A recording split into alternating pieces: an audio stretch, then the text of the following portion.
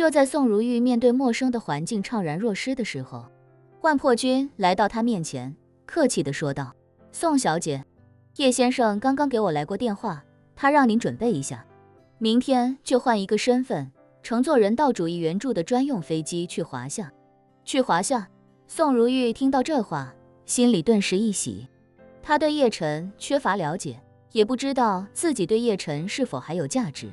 一直担心叶晨回去之后不会在自己身上浪费精力，毕竟自己也就还有1-2年可活，就自己难如登天，而自己也没有什么利用价值，就算让自己去对付破清会，以自己的实力，也根本无法给迫切会带来什么实质性的伤害。就在他以为自己很有可能要一直在叙利亚等候毒发身亡的时候，叶晨竟然要安排自己去华夏了。他强压住心底激动，脱口问道：“万先生，您说的是真的？我的身份这么敏感，整个破清会应该都在寻找我的下落，这时候把我带去华夏，会不会给叶先生带来很大的风险？”万破军微笑道：“风险肯定是有，但是我相信叶先生一定有把握解决问题。给叶先生在电话里说，你到华夏之后，他会亲自去机场接你。”这宋如玉心里更是受宠若惊，连忙说：“麻烦转告叶先生，不必如此费心，他只需给我一个地址，我下了飞机之后自会想办法去见他。”万破军笑着说：“宋小姐和叶先生接触不多，不过想必将来一定会有许多接触的。一般来说，叶先生决定的事情不会轻易改变，宋小姐只需要按叶先生吩咐去做即可。”宋如玉轻轻点了点头：“好吧，谢谢万先生提醒，我明白了。”他知道万破军这是在给自己建议，自己与叶晨接触确实不多，不太了解他的脾气秉性以及行事风格。既然万破军已经这么建议，那自己也没必要再推脱叶晨的好意。从这一刻起，宋如玉的心就已经飞到了几千公里外的华夏。他虽然是100%的华人血统，从小也是学说汉语，并且学习华夏的传统文化，但是由于宋家这么多年来一直依附着破清会生存，所以他从来没有机会踏上过这片故土。他忽然想，自己能在人生中的最后时光前往华夏，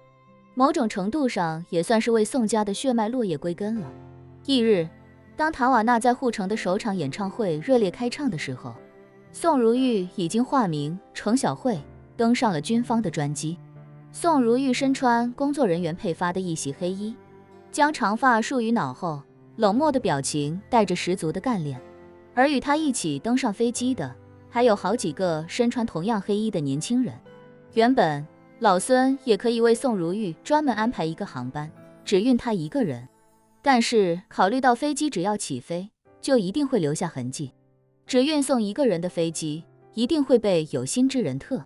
殊关照，所以才专门安排宋如玉乘坐这趟带有一定保密性质、成员人数又比较多并且合情合理的航班。所以当宋玉登上飞机时，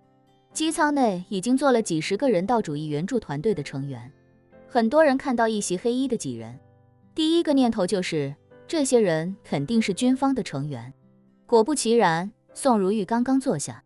一位工作人员便对前舱那些援助团队的成员说道：“诸位，今天的飞机上还有我们保密级别很高的特工，所以希望大家全程不要与不认识的乘客交谈，所有手机都必须遵照规定关机并离开双手，谢谢大家的配合。”国际援助团队里面，大部分是医疗和教育方面的志愿者，他们出国执行援助任务之前，都做过详尽的背景调查，算得上根正苗红。听闻有保密要求，大家也都十分配合，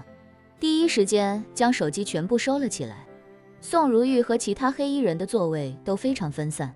大家每人坐一排，全程都不与任何人交流。这几个黑衣人都是老孙派来给宋如玉打掩护的，他的行事风格一向谨慎，不希望留下任何漏洞。而远在护城的叶晨，在塔瓦纳演唱会结束之后，拒绝了塔瓦纳邀请他一起参加庆功宴的好意，一个人驱车离开演出场馆，前往护城北部的军机场。在他抵达机场的同时，那架军用运输机也平稳落地。军用机场没有航站楼，飞机正朝着停机位滑行的时候，3大2小5辆车已经等在了停机位跟前。飞机停稳之后，2辆云梯车对接前后的舱门，机组人员来到机舱，提醒道：请人道主义援助团队的同志从飞机前部的舱门下机，请涉密的几位同志从飞机尾部的舱门下机。大家下机期间请严格保持纪律，不要交头接耳，也不要拿出手机。所有人都非常配合机组的要求，默默地拿起自己的随身行李，从不同的舱门排队走下飞机。宋如玉和其他的黑衣人登上了2辆小轿车，剩下的那些人道主义援助团队的成员则排队进入3辆大巴车。这些人还要在机场内完成入境手续的登记，而宋如玉在坐上车之后便被直接送出了机场跑道区域。车里负责开车的女人对宋如玉说：宋小姐，我们会把你送到地下停车场，叶先生已经在那里等你了。宋如玉心里紧张又激动，轻声说了一句谢谢，随后便抿着嘴唇，心里胡思乱想起来。军用机场的保密级别一般都非常高，除了跑道必须建在露天场所之外，剩下的几乎全部都在封闭环境。这里所有的涉密飞机在执行任务降落之后必须停入机库，除了后勤支撑的车辆之外，其他车辆也全部停在地下车库。叶晨那辆宝马530此时就停在地下车库，黑色的红旗轿车在他的车前停稳。副驾驶上的黑衣女子下车为宋如玉打开车门，对宋如玉说：宋小姐可以下车了。叶晨见宋如玉到了，便推门走下车，看到宋如玉的那一刻不免有些惊叹。这女人身穿一袭黑衣，但皮肤却异常白皙，她身材纤瘦，五官立体，鼻梁笔挺，再加上2道英气十足的剑眉，颇有一股女侠风范。不过见到叶晨的那一刻，宋如玉白皙的脸颊忽然浮上2朵嫣红，她在叶晨面前有些局促的并腿站立，右手捏着左手的食指，声音带着几分羞怯与紧张地说：叶先生，别来无恙。